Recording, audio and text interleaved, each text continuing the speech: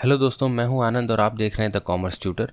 इस वीडियो में हम बैंक रिकॉन्सिलिएशन स्टेटमेंट सीरीज़ की थर्ड प्रॉब्लम करेंगे और ये ऐसी प्रॉब्लम है जिसमें हमें ओवरड्रॉन बैलेंसेस दी हुई हैं, यानी कि जिसे हम ओवरड्राफ्ट या नेगेटिव बैलेंस भी कहते हैं। तो बहुत सारे बुक्स में या बहुत सारे टीचर्स ने आपको इसके लिए ओवरड्रॉन बैलेंस के लिए एक बिल्कुल ही ऑपोजिट या इन्वर्ट मेथड सिखाया होगा, पर हमारे केस में हम बिल्कुल सेम मेथड फॉलो करेंगे जो हम अभी तक फॉलो करते आए हैं।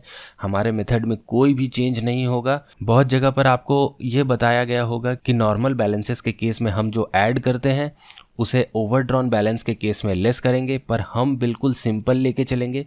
जैसे हम नॉर्मल प्रॉब्लम्स करते हैं, ओवरड्रॉन बैलेंसेस के केस में भी सेम टू सेम वैसे ही सॉल्व करेंगे और आप देखिएगा कितनी आसानी से आपकी प्रॉब्लम सॉल्व हो जाएगी, आपको ज़रा भी दिक्कत नहीं होगी। तो चलिए मेरे साथ धीरे धीरे ये प्रॉब्लम पढ़ते हैं और सॉल्व करना चालू करते हैं।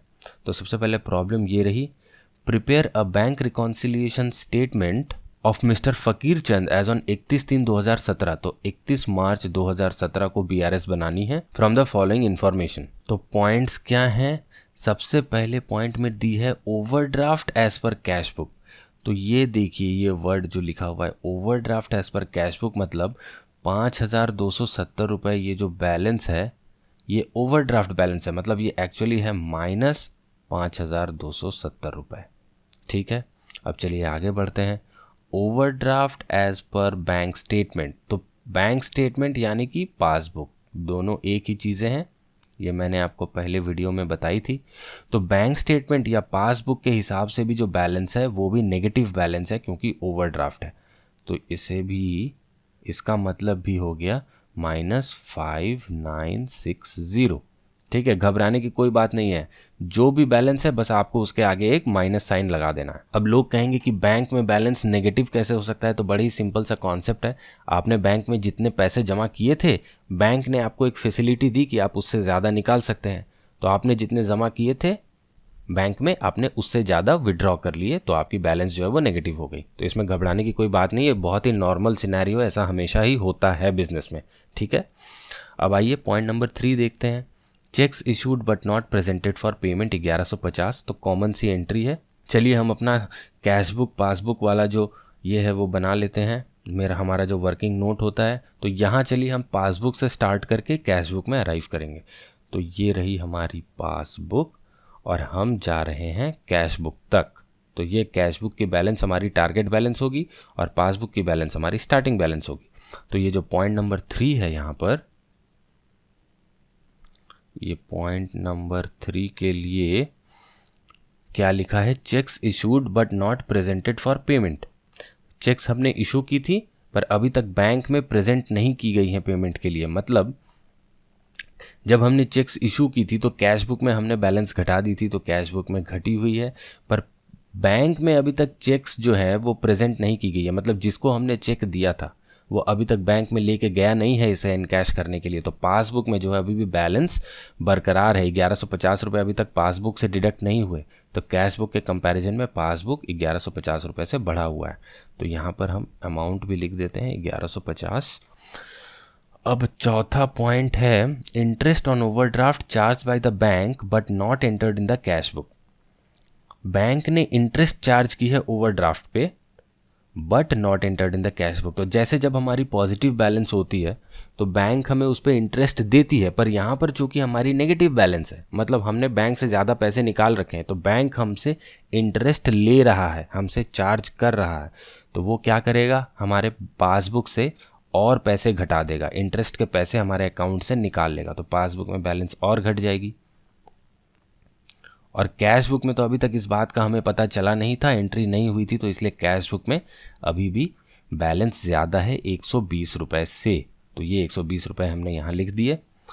अब पांचवा पॉइंट देखते हैं, dividend received by the bank but not recorded in the cash book. अब बैंक ने क्या किया है, बैंक ने 450 रुपये की जो है डिविडेंड रिसीव की है। किसी कंपनी ने हमें डिविडेंड दिया होगा जो हमारे बैंक अकाउंट में डायरेक्टली जमा हो गए और हमें इसकी खबर नहीं हुई। तो बैंक अकाउंट में अगर डायरेक्टली जमा हो गए तो सबसे पहले एंट्री पासबुक में हो गई होगी। तो पासबुक में 450 रुपये जब बैंक अकाउंट में जमा हुए होंगे तो बैलेंस पासबुक की बढ़ गई होगी। पर कैश बुक में एंट्री हुई नहीं है, इसलिए कैश बुक में नहीं बढ़ी होगी। तो 450 रुपये की ये जो आइटम है इसकी भी हमने वर्किंग कर ली है। और छठा आइटम क्या है, checks deposited into bank but not credited. अब ये तो बहुत ही सिंपल सा है, चेक हमने बैंक में जमा किए पर हमें अभी तक अकाउंट में क्लियर होकर पैसे नहीं मिले हैं।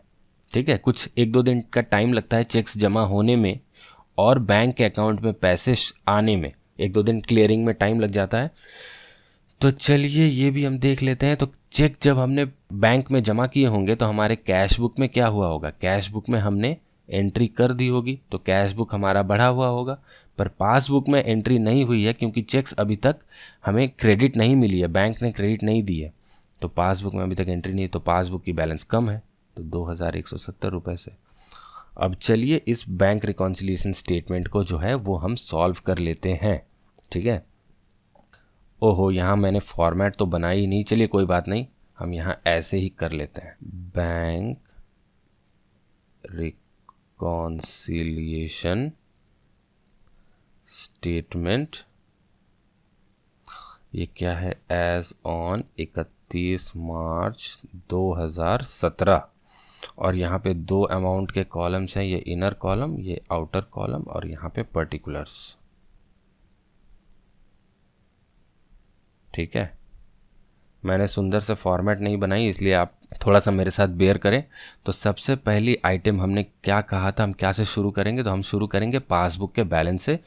तो बैलेंस एज पर पासबुक जो है ये overdraft balance as per bank statement है, इसे आपको सीधे सीधे उठाना है, यहाँ पे लिखना है।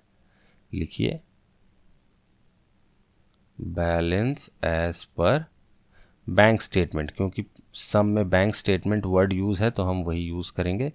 अब आउटर कॉलम में सीधे आपको बैलेंस लिखना है, तो बैलेंस कितनी है, बैलेंस है 5,960 रुपये।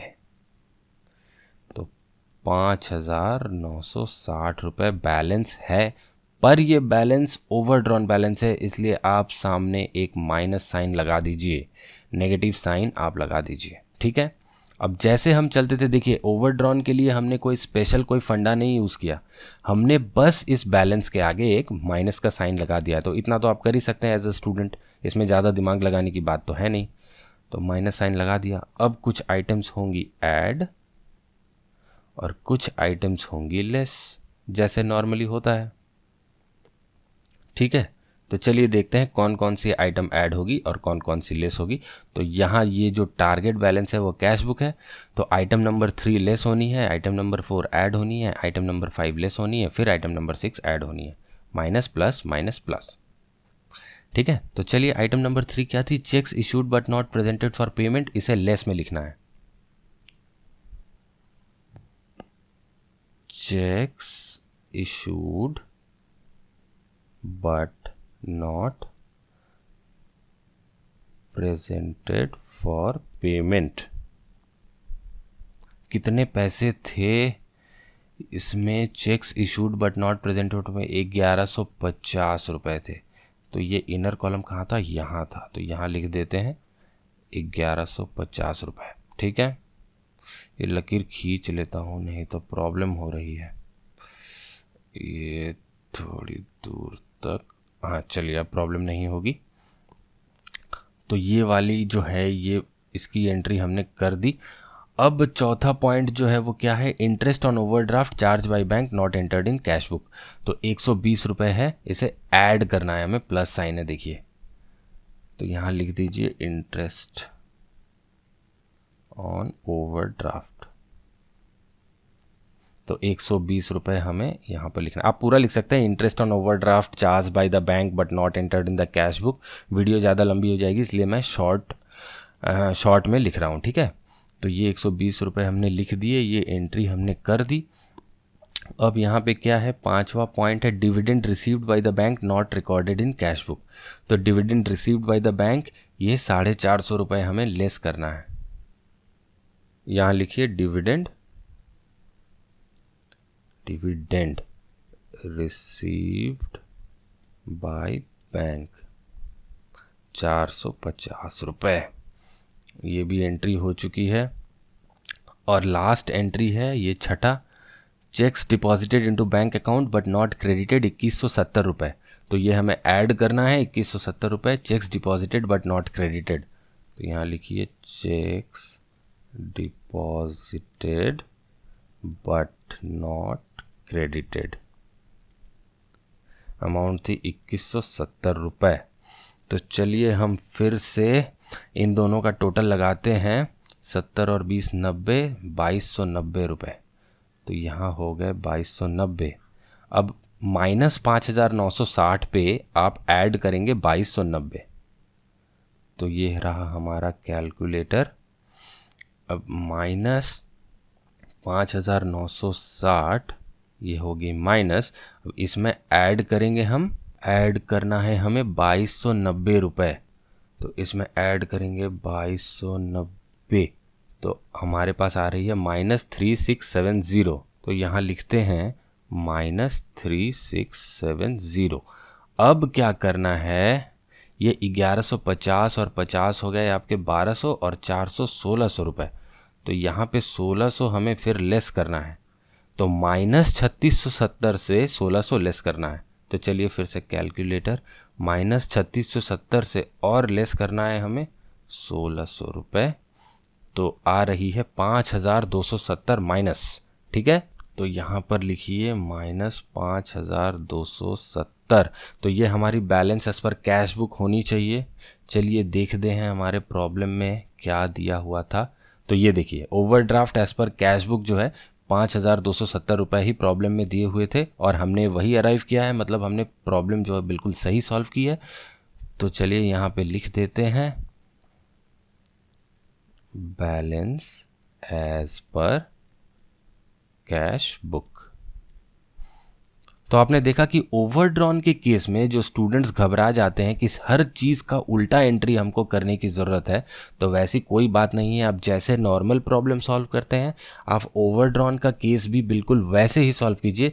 बस सिर्फ आपको क्या करना है, उसके बैलेंस के आगे एक माइनस साइन लगा देना है और उसी हिसाब से आपको कैलकुलेशन करना है, जैसे मैंने कि आपको बताया। तो इस वीडियो को देखने के लिए आपका बहुत बहुत धन्यवाद। आशा करता हूँ मैंने जो समझाने की कोशिश की वो आपको समझ में आया होगा।